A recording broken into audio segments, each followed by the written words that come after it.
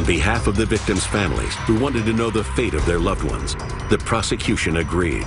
Ridgway would now reveal the true horror of his crimes.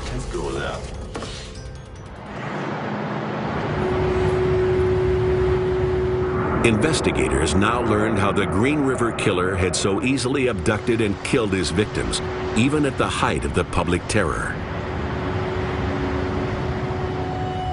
He came across as being a very meek and mild, safe person.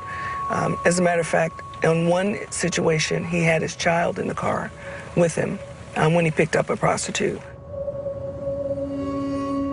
He looks like a mousy little man. He doesn't look like the kind of person that, if you were a prostitute, that you would be afraid of.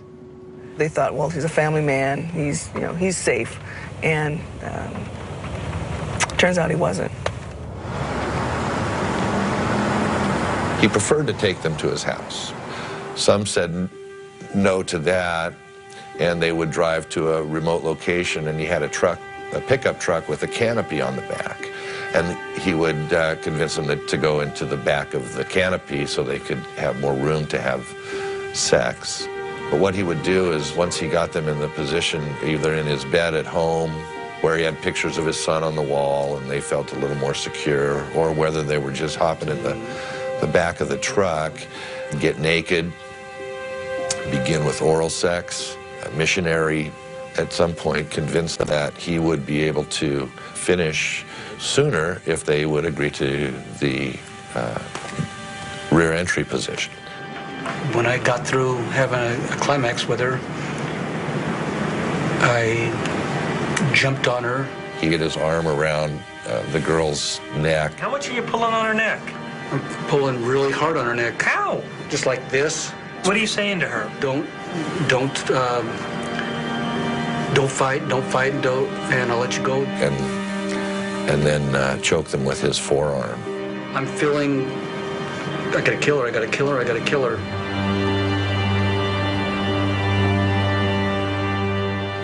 You'll need to go up to kind of like at the top of the hill on this and pull in. Ridgway guided the investigators to where he dumped dozens of young women. I just drove in with my pickup and camper and parked it, brought her body over and put it a little bit over the hill. His method of recollection was where he had left their bodies. Between this one and that one up there, you think you put like five of them in there. Okay. He essentially said the victims didn't mean anything. I have no idea who they are. I don't know if they're black, if they're white, how old they are, how young they are. I mean, they really meant nothing to me as an individual. What you're getting is what you're gonna get, and that's all you can get, because I don't remember. To every serial killer, human beings are objects. In the homicides that they commit, they're never going to remember the name. They're never going to remember the face. They'll remember the concrete action of where those bodies are. One of the dump sites that Ridgway identified held the remains of Marie Malvar, the 18-year-old whose boyfriend had spotted Ridgway abducting her. He admitted that when he strangled her, she had fought back harder than any of his victims. I put battery acid myself right here and there to cover up scratches. So there's a scratch here, scratches here from Milvar. Straight across. Ridgway claimed he was filled with rage and had wanted to hurt his victims even after their death. He admitted he tried to set the lifeless 16-year-old Linda Rule's hair on fire. You know, he seemed throughout the interviews to try to blame a lot of what had happened on the women in his life. That the women that he actually killed were kind of an extension of all the women before who had disappointed him in some way. All the pressure just built and built and built and built. My releasing point was killing women. He did talk about a number of the victims that he would go back and have sexual relations with them for a number of days after he killed them. Gary, and did you revisit any of these? I revisited at least one of them. And when we say revisit, what did you come back to do? Have sex with her. He's like, oh, yeah, you know, but then the flies would come and the maggots, and then I'd be like, oh, I don't, you know, like he didn't want to do it after that. You know, you were just, I mean, that's the thing. He said it in this, like I'm talking to you, but as if it's totally normal. Now, why do individuals do this? The standard explanation for necrophilia had been sex with someone dead. You can have total control over it. There's no resistance at all. And so you can live out those sorts of feelings with a dead, lifeless body. He's not the one that you're going to turn to and ask, why did you do this, and get the deep psychological answer. But one of the things that frequently came up was that he wouldn't have to pay for the sex.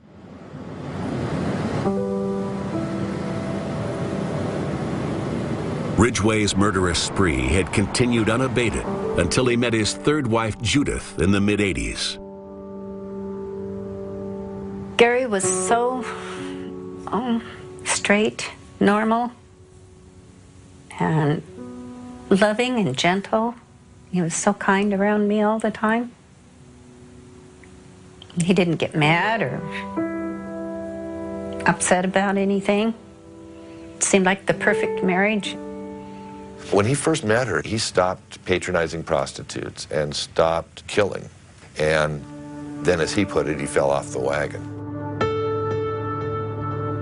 Gary would call home and say that, you know, he's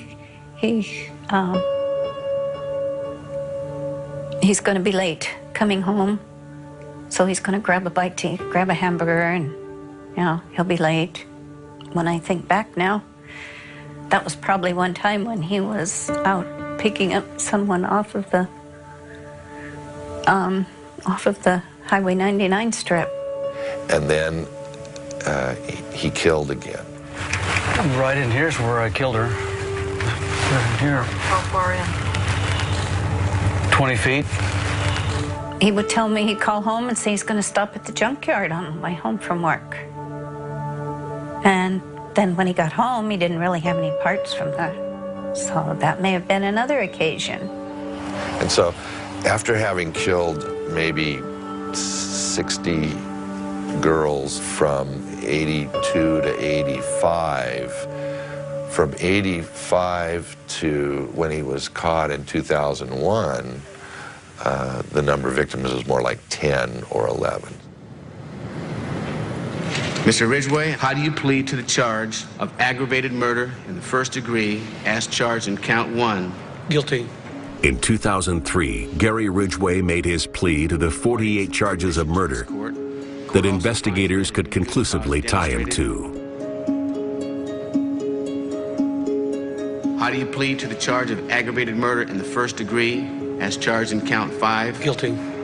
When he confessed, and when I sat and listened to him say guilty. Mr. Ridgway, how do you plead to the charge of aggravated murder in the first degree for the death of Marcia Chapman?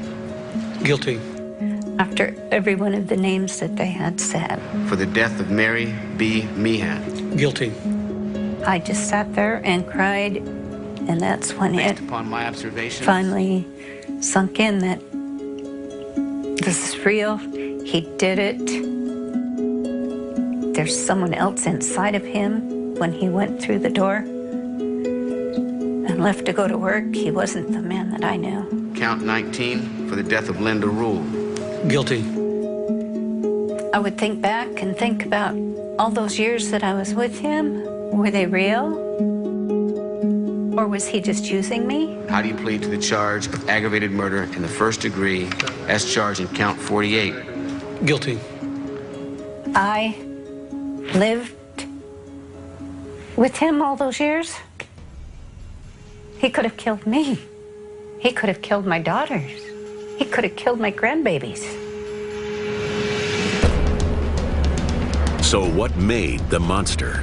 Was it his unusual upbringing, or was Gary Ridgway born to kill?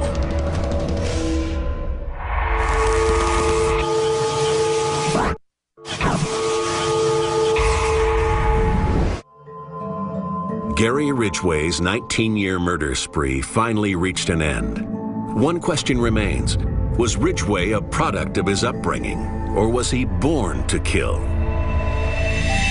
I still don't believe that any child is born to kill, but I think some children have a predisposition to violence. If the child grows up in a safe place for them, where they feel loved, where they attach, we're never going to know that that predisposition for violence is there. But if that child is born into a home where they're afraid, where they're neglected, where they're abused, then you have the perfect soil to grow a serial killer. I think that a boy and his mother have a certain relationship, and when that relationship is different, then I think that's when we start seeing those kind of switches turning on and off. This is one of my ominous signs. She was somewhat seductive and so on. These sorts of unhealthy relationships with a maternal figure. People that I've encountered that I've prosecuted for murder, I think that their circumstances have driven them to do what they have done in the majority of cases that I have handled, I would say. I did not see that in Ridgway. I truly believed that he was born that way, hardwired that way, whatever you want to say. The Green River Killer was definitely born to kill. He was an individual who has this changed gene and culminated in a tremendous number and intensity of homicides. His brain is definitely wired differently. He's a psychopath. That has to be a brain miswiring from the beginning. I don't know about the nature piece. I think at some point it's a decision.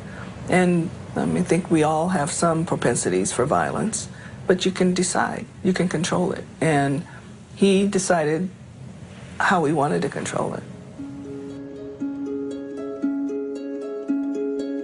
19 years after Marcia Chapman's body was discovered beneath the surface of the Green River, Gary Ridgway was sentenced to serve 48 consecutive life terms without the possibility of parole.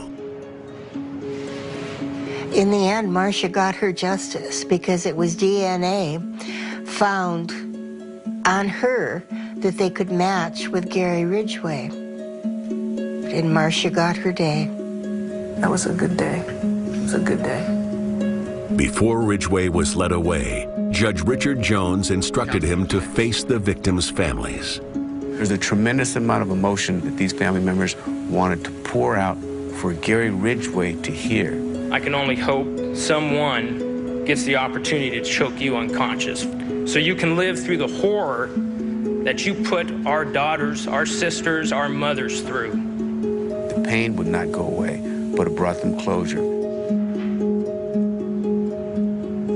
The one thing that I want you, Gary Ridgway, to know, I was that daughter at home, waiting for my mom to come home. I think for all of us, as we brought the families up and introduced them, it was really emotional. I recall Linda Rule's father. There are people here that hate you. I'm not one of them. Was very sympathetic, very compassionate individual. What God says to do, and that's to forgive all. So you are forgiven, sir. On one hand, I'm sitting next to a person who's done the most inhumane things to other human beings, and then 15 feet away is a person doing the most humane and merciful thing. I wanted